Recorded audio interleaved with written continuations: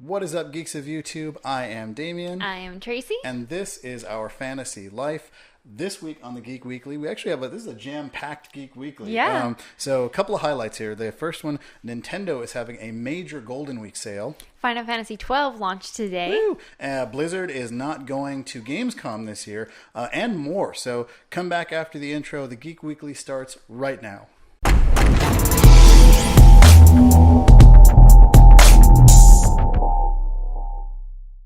All right, yeah. So a lot of stories this week. What started out as a really slow news week for gaming turned into a pretty big one. Yeah. So we actually had to postpone this episode. We were going to go live this morning, and then just the news started hitting this morning. We're like, oh man, okay, we can't go live yet. So let's just jump right into it here with the first story: Nintendo and their Golden Week sale. So dozens of games are on sale on the Nintendo eShop right now. Throughout the year, you'll see maybe one or two games that kind of go on sale here and there, but right now, dozens of games are on sale, and some of them are up to 50% off. We'll talk about that in a minute. The average, I think, is about 20% off, 25% off. But before we get too far into the specifics of the sale, do you want to talk a little bit about the why of the sale? What is Golden Week? Sure. So little backstory, I used to live in Japan for a short period of time. So Golden Week ends up being a series of 4 holidays within 1 week. Yeah. So they just gave everyone, not everybody, so some people still have to work, but a majority of people, like the banks are closed and some of the other major It seems like nobody's working.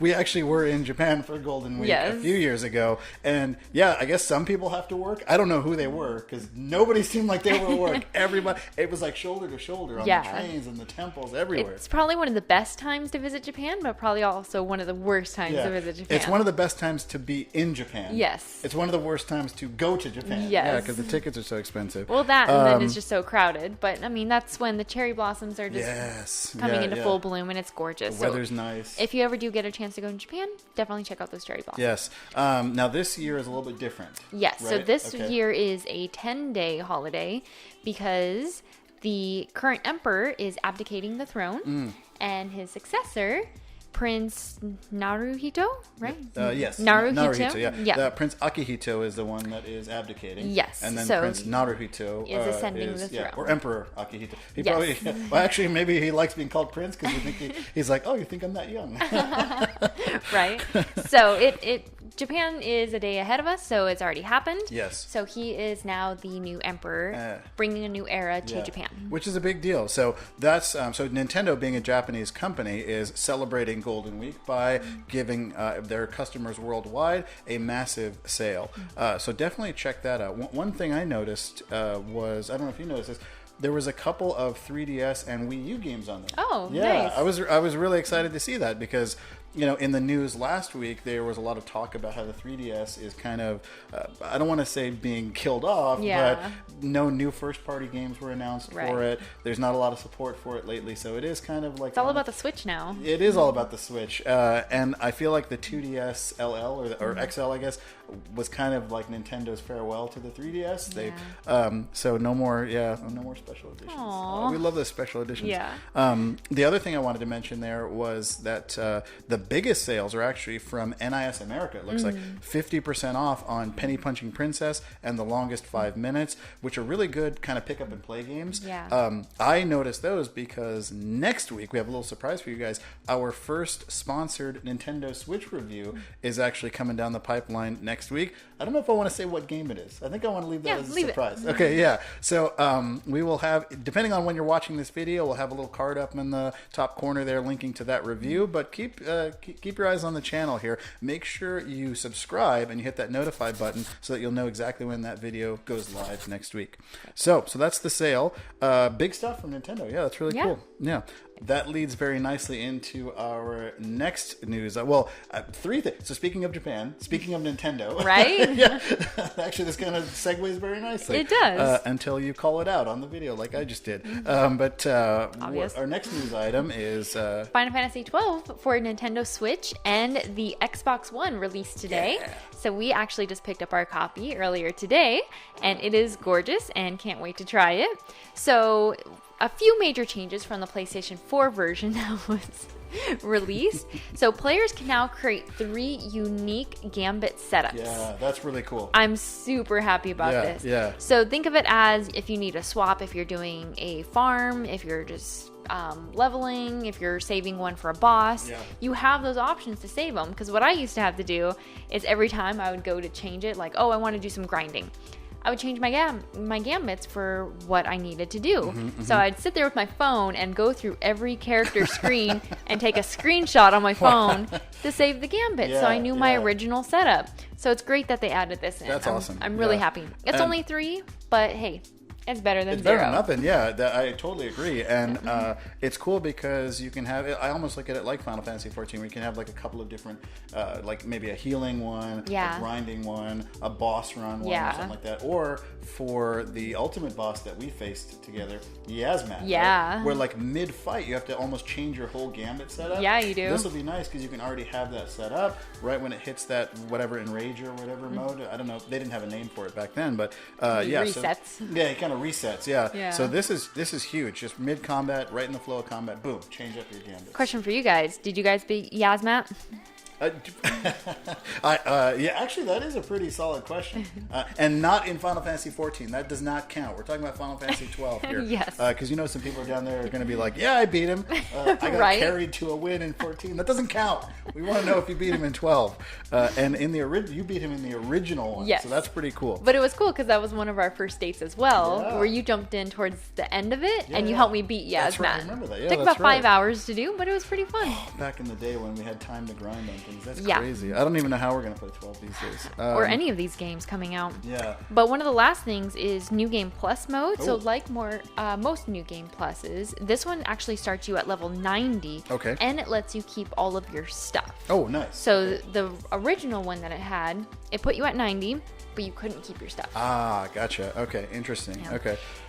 And then biggest change, which I'm excited about, that on the PlayStation 4 you could not do. On this one you can reset your job classes. Oh, so yes. you are no longer stuck on picking just one. Later on, if you change your mind, you can change it to something else. I almost want to say that was on your wish list for 12 on the PS4. Is that it is kind of anxiety inducing to have to pick a class and then stick with it through the rest of the game, when in the original game you didn't really have that. You had the whole kind of license board was open to you. Well, the original one, you can only have your one job class. Right. And then the Zodiac version, you can have 2 job classes. But you were locked into them. That's what it was. Yes. Yeah, so that's so interesting. That's a good change. I'm excited for all of this. I'm a little weirded out that they didn't have it on the PS4 version, which is what I would consider like the definitive version, right? It's got the steelbook and all that kind of stuff. So and talking about the steelbook, I'm a big packaging and physical copy geek. So another major change. We have so many steelbooks. Oh, dude, we have so many both games and movies. I love steelbooks, but I also love stuff like this. So I don't know if you guys can see it on the camera there, but the Switch version of the game, as far as I know, the first print run only, comes with a reversible cover with artwork by both Akihiko Yoshida and Hideo Minaba. And a lot of ears might have just perked up out there at Akihiko Yoshida. He did the artwork he did the character designs, for Final Fantasy Tactics, which I love. I love Tactics. I don't know why they don't have noses, but that's a whole other video, I feel like. But so we have reversed it almost immediately because this artwork is gorgeous. And then I'll show you the back here as well. So I don't know if it can show up there, but yeah, just gorgeous artwork. Definitely looks better than the original cover.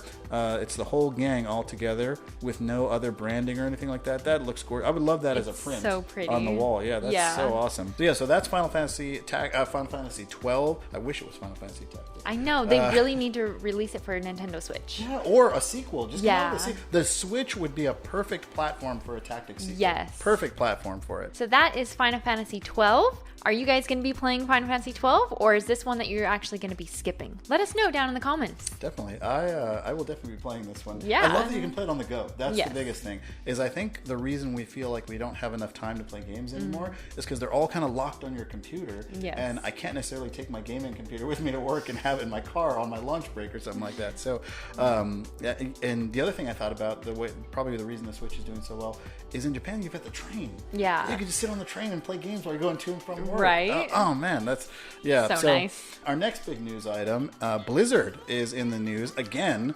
Blizzard is not going to Gamescom this year. Yeah. That's a bigger deal than I thought it was. So we read this article yesterday and we thought, okay, no big deal. They've got BlizzCon. But I did a little more digging on Gamescom. Gamescom is actually the biggest gaming convention in the world. 370,000 people. For comparison, PAX, which is probably the next biggest one, if you count all of their different showings, only has about 160,000 people total across all of their. So they've got PAX East, That's PAX crazy, West, all yeah. that. The other one, I want to say E3 only has about 100,000. Oh, Now, okay. to be fair to E3, they only opened their doors to the public 2 years ago. Yes. So it used to be where you had to have like a badge or something like that, or work for like GameStop or Right. something like that to go. And now they opened it to the public. So to be fair to them, they are gaining in attendance every year, but Gamescom is just titanic. But Blizzard also notoriously skips E3 as well. Yeah, that's true too. Now I wonder if they skip E3 because it is so industry facing, and they want to be more kind of focused on the public instead. Right. But I've heard that BlizzCon this year, a lot of people, a lot of folks that we work with that really follow BlizzCon very closely, are saying that BlizzCon this year was very disappointing. The goodie bag that they give out was a lot of digital stuff, not a lot of physical stuff. They've been pushing the virtual attendance, like showing, going into getting your tickets to go to BlizzCon virtually and watch all the panels and stuff like that. Last year at BlizzCon, they actually suffered some controversy because they announced Diablo Immortal. Are you familiar with this? A little. I read a little bit on it, but I'm not entirely sure of all Okay, facts. so Diablo Immortal, so a lot of people were excited about Diablo 4. Yes. Right? Or some more DLC for... Well, I see why, because it's been almost 7 years since Diablo 3 came out. So everyone's looking forward to a Diablo 4, which they actually did come out. So the community manager did state that multiple Diablo projects are in the making, but they haven't officially announced anything yet. So everyone was expecting Diablo 4. Well, they've officially announced something, and it was not what everyone wanted. Yeah. So they announced Diablo Immortal, not Diablo 4. Right. So people were upset. Yeah. Don't you guys have phones? That was... so a lot of people were disappointed with Blizzard there. A lot of people have been disappointed with Destiny 2, which is Activision's side of the house. Call of Duty didn't, I guess, do the numbers that they were expecting. So, yeah, I guess... and then the other big thing, Heroes of the Storm, which a lot of people still play, was put into what they call maintenance mode, where they're not really actively supporting it. The esports was discontinued, and the way that they discontinued it was so surprising and shocking because they just sort of canceled it. It's almost like you went into work one day and just got fired that day or laid off. A lot of these esports people, a lot of people that were streaming the game or were looking to go competitive, were just sort of told one day, we're cutting off support for that. Sorry. So yeah, Blizzard is they really need to kind of get on board. Now I'm wondering if they're using skipping Gamescom as a way to sort of refocus on the games, refocus on BlizzCon, make sure that they come out of the gate strong this year. I hope that's the case because I love Blizzard. Yeah. But I've been noticing I play less and less of their games. Yeah. Even Overwatch, which I think is probably their best game right now. The only time I ever play it is if some friends are on, and we can all play together and talk and this and that. But we'll do anything together, So Overwatch, just because it's there, I think we play it. But we'd play Final Fantasy. We'd play whatever other game popped up if Blizzard were to go away. Well, which, just to be clear, I hope does not happen. Which I don't think it will, because they also did say that Diablo will be part of Blizzard's identity. So they're definitely working on something. But I think you're right. I think they're just trying to go back to its roots and focus on what they need to do to make people happy. I really hope so. I know they've lost a lot of talent recently too, so maybe they are kind of like readjusting and trying to figure out what that path looks like going forward. So, I don't know. What do you guys think about that? Do you care that Blizzard's not going to Gamescom? Are you guys going and kind of expected to see them there? Is this a big deal for you? Let us know down in the comments, because this one is I'm kind of on the fence about this one. My hope is that it means a better BlizzCon, but it does not look like that's happening. So, well, they're also saying that this year's BlizzCon, happening in November, is going to be bigger, but also the ticket prices went up. That's right. Ticket prices went up. Yeah. I don't know what's going on with them. It feels like they're making a ton of money. And, well, anyways, we don't want to get too far into speculation. Yes. But, yeah, we'll see, man. Blizzard, a lot of the big AAA companies, Blizzard, Bethesda, this year, it seems like it's a critical year for them. Let's not get started on Bethesda and Right, Fallout that's a 76. whole other video, yeah. Oh, we'll be here forever on that one. So that brings us to our next news article. This is probably the biggest. We probably should have led with this one. I feel like this is the biggest one. Yeah. Go ahead. You want to take this one? So this one is exciting. The entire internet is in an uproar over this one. In a good Yeah. way, yes. Yeah, we were talking about that. We were talking about your use of the word uproar earlier. Right? That's word. I don't think it means what you think it means. No. So exciting news. Hideo Kojima actually teases Death Stranding footage. Yeah. Now, how much have you seen? A lot of. I know we talked about Death Stranding, but have you seen a lot of it? I haven't seen much of it at all. Oh, okay. Okay. So maybe at home, if you guys haven't been keeping up with Hideo Kojima and Death Stranding, Hideo Kojima, obviously of Metal Gear fame. If you're watching this video, you probably already know that. But Hideo Kojima actually left Konami. Left is probably a generous term there. They kind of parted ways with some bad blood going on there, it seemed like. We didn't get a lot of the details, but he left back in 2015. His last game was Metal Gear Solid 5. And ever since then, he's been working on recreating his own studio, sort of building things from the ground up. Death Stranding is going to be his first game under this new studio. Now, the thing that makes me a little optimistic about this game is all of the major Hollywood talent that's associated with it. So Guillermo del Toro is involved somehow. Norman Reedus is starring in it. Mads Mikkelsen seems to be starring as the villain, but we don't have too many details there. But yeah, so there's a lot of speculation about it. So Hideo Kojima uploaded he uploaded a photo Yes. that showed a trailer that was listed at 8 minutes.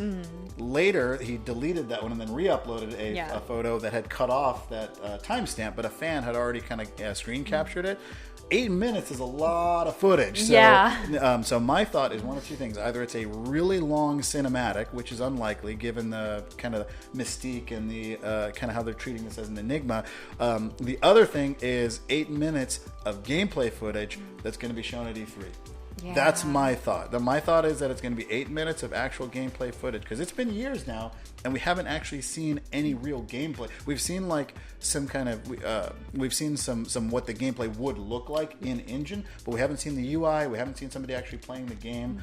So I'm excited about this. I liked Metal Gear Solid 5. Yeah. And I sunk some hours into it. You sunk a lot of hours into that. I blame Konami for the failings of Metal Gear Solid 5, not Hideo Kojima. Yeah. Because the storyline up until the ending was done really well. Yeah. And then it seems like they either just cut his funding or they just got tired of it or they wanted to go into this pachinko stuff. I don't know what the details are.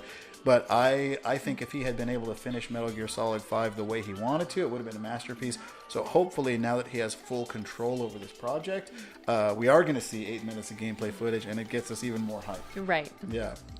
Any thoughts there on that one? What do you think about this Hollywood? Like, it seems like he's really into this Hollywood connection. I mean, as long as he gets people coming towards his projects and he's fulfilling these projects the way that he wants them done, he obviously has an idea of where he wants to go with this. So I'm interested to see how it plays out. Yeah. So, Yeah. I love Norman Reedus. So I think so I'm too. excited for that. There's some people that have said, like, the reason that Metal Gear Solid 5 suffered was because he does have this pining for Hollywood and stuff like that. But I mean, Hollywood cranks out some good stuff. Yeah, I don't know they if do. anybody's been to the theaters lately, Right? but like Norman Reedus is a pretty good actor. Yeah. Guillermo del Toro is a pretty solid director. Yeah. So it remains to be seen how Guillermo del Toro is involved. But they were supposed to work. Hideo Kojima, Guillermo del Toro, and Norman Reedus were all supposed to work on Silent Hills together. Oh. And I know Guillermo del Toro was a little disappointed by how Konami treated that.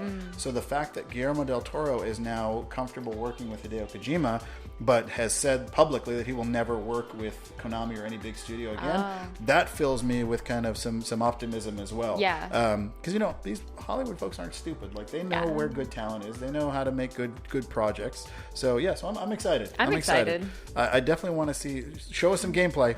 Please. I want to see some gameplay. Yes. But I'm optimistic. Yeah. So, well, okay, so that brings us to our last story, which by comparison, not as exciting. We probably should have ended with Kojima, but did you want to take this one? I mean, it's exciting news for Nintendo.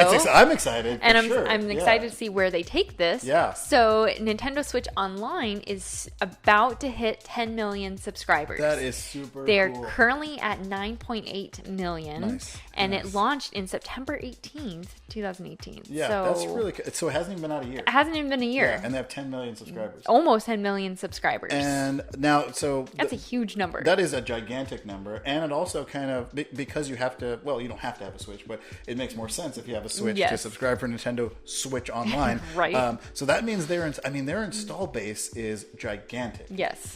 That's huge. And I mean, I know we love our Switches, we love the portability factor, but the Nintendo Switch Online has actually been pretty cool. Yeah. Now it feels like I use it a little more than you do. You do. Checked it out at all? Or? I've played a little things on there. I think I played a couple of the Super Mario Brothers. Oh, yeah. But otherwise, I haven't really dug too deep into it because I think you're really good at the older style games where I get frustrated at them now, and I'm like, I can't play this anymore. It's hard to go retro. Yeah. I noticed that with, speaking of tactics, I noticed that with tactics. Yeah. Where it's like once you play A2, it's hard to go back and play the original tactics because you're looking for stuff that's in that older game, mechanics and stuff like that. See, that's why I liked tactics more than A2 though, because A2 put a big restriction on you because of the judges on what you could or could not do. Yeah. So that's why I don't mind going back and playing tactics, which we bought War of the Lions, but unfortunately my PSP is having some technical difficulties, so I'm gonna have to pick that up on something else. So please release that for the Switch. Come on, give it to us for the Switch. I feel like we say this every news article. I know, right? After every article, we're just like, please release tactics on Switch. Yes. That's gonna be the hashtag for this one. But the interesting thing about the Nintendo Switch Online, Switch Online, okay. So much of the growth was led by Tetris 99. Oh my God, Yeah, really? yeah. That's not the game I would have suspected. It was downloaded and played by 2.9 million Switch subscribers. 3 million people played Tetris? Yes. Well, maybe people have a nostalgia for it because it came with the Game Boy. Yeah. So a lot of, maybe the older crowd that has their Switches kind of got back into it for Tetris, maybe. Yeah. Were you a big Tetris fan? No, I was not a big Tetris player. I was never a big Tetris player either. either. Good at it. I'm horrible at it. I liked it, but once it started to go too fast, I just lose it. My brother was really good at it. Oh, really? Yeah. Oh, wow. We would always play like the side-by-side one. Yeah. So he would always beat me. We had to have that link cable and stuff like that. I remember those days. That's pretty cool. I mean, it makes sense why so many people. Well, if it wasn't Tetris 9, it was free, right? I believe it was free, so. but you have to be a subscriber. Yes. And it's like $4 a month to subscribe or something. Like Yeah. we have the family plan, and it's like $30 for a year. Or Yeah. something like that, right? I think it's $34.99. $34.99, yeah, for the whole year. Yeah. It's like, it just makes sense. Yeah. And even just to get access to the NES classics, which I'll pick up and play every now and again, especially Super Mario Bros. 3. Yeah. Star Tropics I played a little bit of. Zelda I played a little bit of. Ooh, yeah. So yeah, I wanna play Metroid Zelda. I played a little. I played a little bit of Metroid. You love Metroid. I love Metroid. Yeah. It's nice just to have access to them and to know that they're there if you want them for $30 a year, $35 a year, which is, I mean, basically nothing, you know. Yeah. Especially when you break it out over a family plan. So exactly. Yeah, so that's pretty cool. So 10 million subscribers. Congratulations, Nintendo. Yeah, that's big. Congratulations on all the success. I mean, the Switch has been selling like gangbusters. Games are selling like gangbusters. I know people were concerned about the Switch when it first launched, or before it launched, I should say. Right. People were saying like, it's going to fail, this and that. I think I was one of the only ones. Now, we weren't doing YouTube at the time, but I think I was one of the few that predicted that it was going to be a smash hit. We talked about this, and I was telling everybody that would listen to me, get a Switch. Yeah. Especially, you called it too with Breath of the Wild. Oh, yeah. Yeah. Yeah, because I knew that Breath of the Wild was going to be a huge game. Yeah. So just seeing all of the graphics and all the videos, I'm like, this game is going to be amazing. Yeah. So we only got one Switch to start off, and that quickly became 2 Switches because someone was hogging the Switch. Yeah, and I forgive you for that. But yeah, so yeah, Nintendo Switch Online doing really well, even with the lack of voice support and things like that. The only thing I would want to see that would maybe make the sub a little bit more worth it, or I would even pay a little more, Super NES classics. That's what I would really want to see there. I really thought you were going to say be able to share games. That's a really good point. So if you purchase something, we have to switch our Switches in order to play the other game. So switch our Switches. Do you see what she did there? Ah. Like a family sharing or something like that. That would be really nice. I'd pay an extra $5 for that, $5 a year or whatever they want to charge. Yeah. I would definitely, because there are a lot of times, like in your Final Fantasy X and X-2 review, which I'll put a link to right here. One of the points you raised was X-2 is only digital. Yes. So if you did want to share the game, or if I want to play it, then we would have to either swap systems. Yeah, because I can hand you the 10 cartridge, but you're only going to have 10 on there. So if you want to play X-2, I have to give them my Switch. Yeah. And I mean, Steam does this. Some other online portals do this. So I don't know why Nintendo can't figure this out. Maybe they're trying to figure out a way that's fair to the developers or something like that. I'm not sure. But I hope that's coming down the pipe soon. I hope so. So yeah, family sharing and then Super NES classics. Yeah. So So that has been the Geek Weekly for this week. That was a big episode. That was. I have to chop this one up a little bit. 'Cause Yeah. this is a big one. But there was a lot of news this week, so I'm glad we got a chance to talk about it with you all. So if you liked what you saw, make sure you hit that like button. Hit that subscribe button. And tag that notify button so you know when great videos like this go live. The Geek Weekly, we try to do it every Wednesday or Thursday each week. So hopefully we will see you next week. What's the biggest thing you thought about this week? Or did we miss anything? Let us know down in the comments. We'll try to get that in next week's video, or maybe even do just a one-off video on it. But until next time, I have been Damien. And Tracy. And we will see you on the next Geek Weekly. Take care. Bye. If this is your first time here, make sure you hit that subscribe button. Nope.